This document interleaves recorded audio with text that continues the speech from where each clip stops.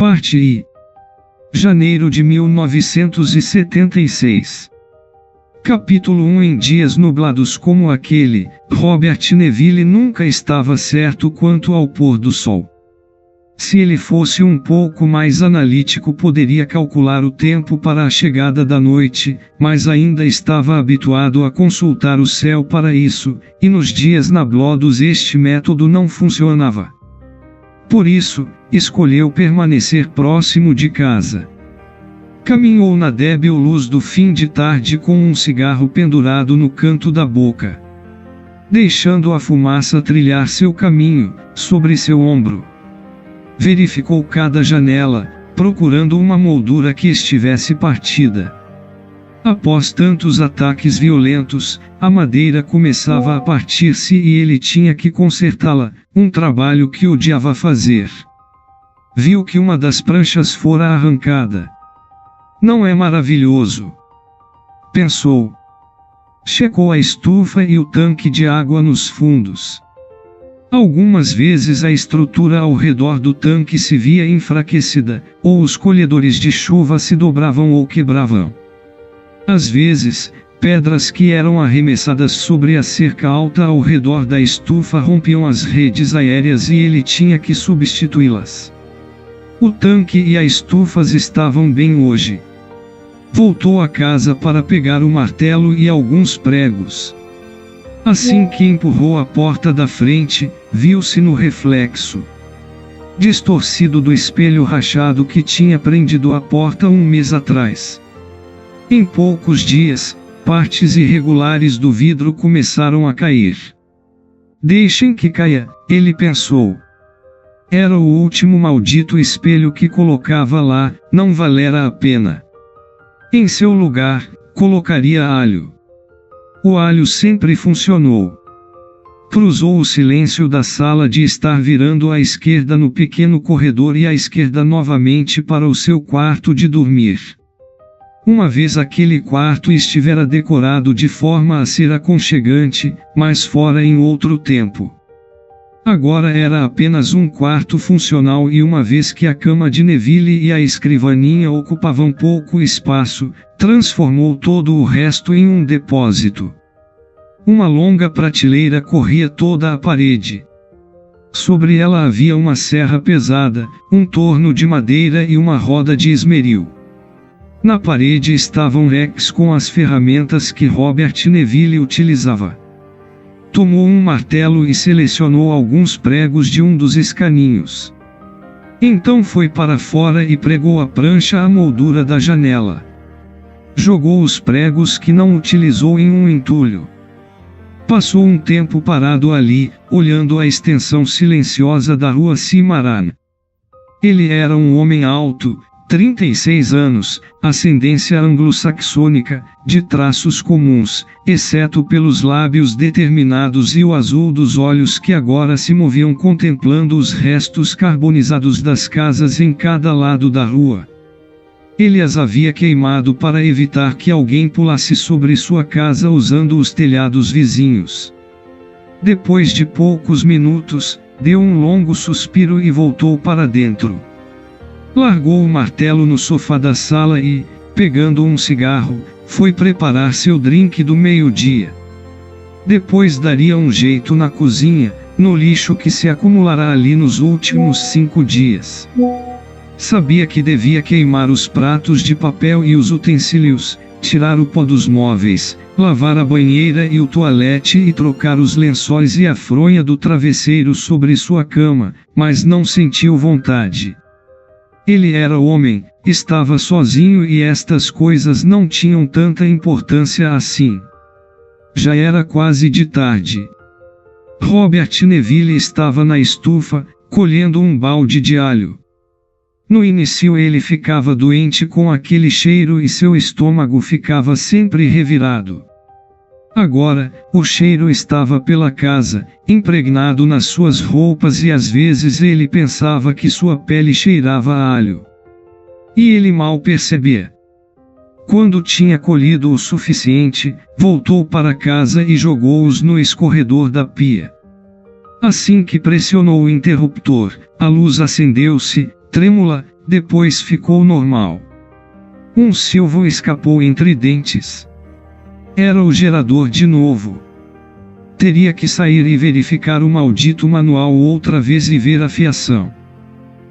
Se fosse complicado reparar, teria que instalar um gerador novo. Irritado com aquilo, pegou uma faca e sentou-se em um tamborete junto da pia. Primeiro separou as cabeças de alho e os dentes usados, depois os cortou pela metade, expondo seu interior. O ar fino se encheu com aquele odor pungente. Quando ficou insuportável, ligou a unidade de ventilação, afastando o pior dali. Alcançou um picador de gelo. Perfurou ao meio de cada metade de dente, unindo-os por um fio até completar 25 colares. No começo tinha pendurado estes colares sobre as janelas. Mas eles jogavam pedras à distância, até que se viu forçado a cobri-las com placas de madeira compensada. Finalmente, um dia ele havia coberto todas elas desse jeito. Tinha feito da casa um sepulcro sombrio, mas era melhor do que ter pedras atravessando sua sala em jorros de lascas de vidro. Uma vez que instalou 3 unidades de ar-condicionado, até que não ficou tão ruim. Um homem pode se acostumar a tudo, se não tiver outro jeito. Quando terminou com os colares de alho, saiu e pregou-os sobre a moldura das janelas, arrancando os antigos, que tinham perdido seu cheiro poderoso. Tinha que repetir este processo 2 vezes por semana. Até que achasse algo melhor, esta seria sua primeira linha defensiva. Defesa? Pensou. De quê? Passou toda a tarde fazendo estacas. Cortava cavilhas em comprimentos de 15 centímetros. Depois, no esmeril, fazia com que as extremidades ficassem tão pontudas quanto dardos. Era um trabalho cansativo e monótono e que enchia o ar com o pó de madeira queimada, que se fixava nos poros da pele e no pulmão, fazendo-o tossir. Apesar disso, nunca era o bastante. Não importa quantas estacas fizesse, elas acabavam logo. E estava cada vez mais difícil encontrar cavilhas. Eventualmente teria que usar outro tipo de madeira. Aquilo tudo o deprimia e o obrigaria a encontrar um outro jeito. Mas como podia pensar se não tinha tempo para tal? Enquanto trabalhava, ouvia, pelos alto-falantes que instalará ali, a 3ª, a 7ª e a 9ª Sinfonia de Beethoven. Graças a sua mãe, aprendera de cedo a apreciar este tipo de música que tanto o alegrava, além de ajudá-lo a encher o terrível vazio das horas. Das 4 horas em diante, sua atenção se voltou para o relógio na parede. Trabalhava em silêncio, os lábios pressionados, o cigarro no canto da boca, os olhos olhando fixamente o bocado de pó de madeira que se depositava no assoalho. 4h15, 4h30, 15 para as 5. Daí a 1 hora os bastardos asquerosos estariam em volta da casa. Assim que a luz do dia se fosse, foi buscar sua ceia no congelador gigante. Seus olhos entediados passeavam sobre peças de carne congelada, vegetais, pães, bolos, frutas e sorvetes. Escolheu 2 costeletas de cordeiro, feijão de fava e um suco de laranja em caixa. Fechou a porta do freezer com o ombro.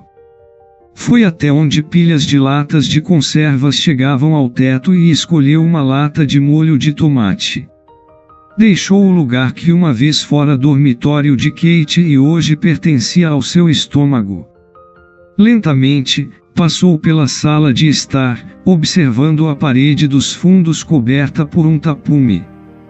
Pintado nele, um penhasco subindo do oceano verde azulado, gaivotas brancas surfando no vento e à direita uma árvore próxima ao precipício, com galhos negros contra o céu. Entrou na cozinha, jogando os alimentos sobre a mesa. Seus olhos procuraram o relógio. 5:20. Faltava pouco. Colocou um pouco de água numa panela e então a levou a uma das bucas do fogão. Quando a água começou a ferver, jogou as favas congeladas dentro da panela e a cobriu. O mau funcionamento do gerador provavelmente se devia ao fogareiro elétrico. À mesa, cortou 2 fatias de pão para si e serviu-as com molho de tomate. Sentou-se, olhando o ponteiro de segundos vermelho no mostrador do relógio. Os bastardos apareceriam em breve. Depois de ter terminado seu molho de tomate, andou até a porta da rua e saiu. Pisou no gramado e andou até a calçada. O céu estava escurecendo e a temperatura caía. Olhou para cima e para baixo da Cimarron Street, a brisa fresca mexendo seu cabelo louro. Aquele era o problema com os dias nublados, você nunca sabe quando viriam. De qualquer modo, eram melhores do que as malditas tormentas de poeira. Deu de ombros e voltou para casa, ocupando-se em bloquear a porta atrás dele, colocando uma fina barra de ferro atravessada em seu lugar. Voltou à cozinha, acabou de preparar as costeletas e apagou o fogo. Colocava a comida no prato quando parou. Seus olhos encontraram o relógio. 6:20. Ben Cortman gritava. Sai de casa, Neville. Robert Neville sentou-se, suspirou e começou a comer. Sentado na sala, tentava ler. Prepararam um uísque com soda em seu bar minúsculo e, segurando o copo gelado, lia um texto sobre fisiologia. Do alto-falante junto à porta do corredor, fluía a música de Schoenberg. Não tão alta o suficiente, é claro. Ainda os ouvia do lado de fora, os murmúrios, passos e gritos, brigando e xingando. Às vezes uma pedra ou tijolo acertava a casa. Às vezes um cão latia. E era sempre a mesma coisa. Robert Neville fechava os olhos por um momento e comprimia os lábios. Então abria os olhos e acendia um cigarro, deixando a fumaça penetrar-lhe os pulmões. Queria ter tempo para deixar a casa à prova de som. Seria melhor se não precisasse ouvi-los. Depois de 5 meses aquilo começava a dar nos nervos. Ele nunca olhava para eles. No começo, fazia buracos na porta para observá-los. Mas por uma vez, algumas mulheres perceberam e passaram a fazer gestos insinuantes como se quisessem atraí-lo para fora. Ele não precisava daquilo. Fechou o livro e olhou desolado para o tapete, ouvindo Verklarknecht vindo do estéreo. Podia colocar tampões de ouvido para não ouvi-los, mas com isso também não ouviria a música. E não seria forçado a isso por eles. Fechou os olhos novamente. As mulheres tornavam as coisas difíceis, as mulheres agiam como bonecas lascivas na noite, esperando convencê-lo a sair. Estremeceu. Toda noite era a mesma coisa. Começava a ler e ouvir música e começava a pensar em tornar a casa à prova de som e estava pensando nas mulheres. Seu corpo se aquecia febril e pressionava os lábios até perderem a cor. Conhecia bem a sensação e enfurecia-se por não poder combatê-la. E aquilo ia ficando pior até não poder ficar mais sentado. Talvez se ele ligasse o projetor de filmes ou comesse algo ou se enchesse de bebidas ou aumentasse o volume da música tão alto a ponto de doer seus ouvidos. Tinha que fazer alguma coisa quando a coisa ficava realmente ruim. Sentiu os músculos de seu abdômen contraídos como molas. Pegou o livro e voltou a ler, lendo cada palavra lenta e dolorosamente. Mas logo o livro estava em seu colo de novo. Olhou para a estante de livros. Todo o conhecimento guardado naqueles livros não podia apagar o fogo que o consumia. Séculos de palavras não satisfaziam o desejo irracional em sua carne. Compreender esse fato o deixava doente. Era um insulto ao homem. Está certo que fazia parte de sua natureza, mas não havia mais lugar para isso. Eles o forçaram ao celibato e tinha que viver assim. Você tem um cérebro, não tem? Perguntava-se. Então use.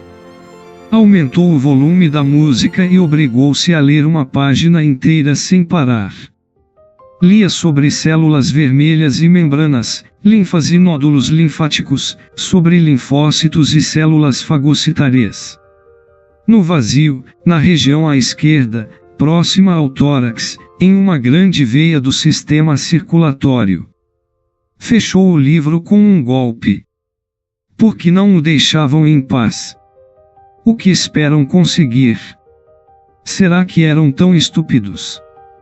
Por que continuavam a aparecer todas as noites? Depois de 5 meses, deviam ter ido embora, tentar em outro lugar. Foi até o bar e preparou outro drink. Assim que voltou para sua cadeira, ouviu as pedras rolando pelo telhado e acima de todos os sons, ele ouvia Ben Cortman gritando como sempre: sai de casa, Neville. Algum dia eu pego este bastardo, pensou, dando um gole longo e amargo. Um dia eu cravo uma estaca bem no meio do peito dele. Farei uma estaca especial para ele, de 1 metro, uma especial, com fitas, maldito. Amanhã ele faria a casa à prova de som. Não aguentava mais pensar naquelas mulheres. Talvez se não as ouvisse, não pensasse nelas. Amanhã. A música chegou ao final e ele pegou alguns discos e guardou-os em suas capas. Agora dava para ouvi-los mais claramente lá fora. Pegou um novo disco e colocou-o no aparelho, aumentando o volume ao máximo.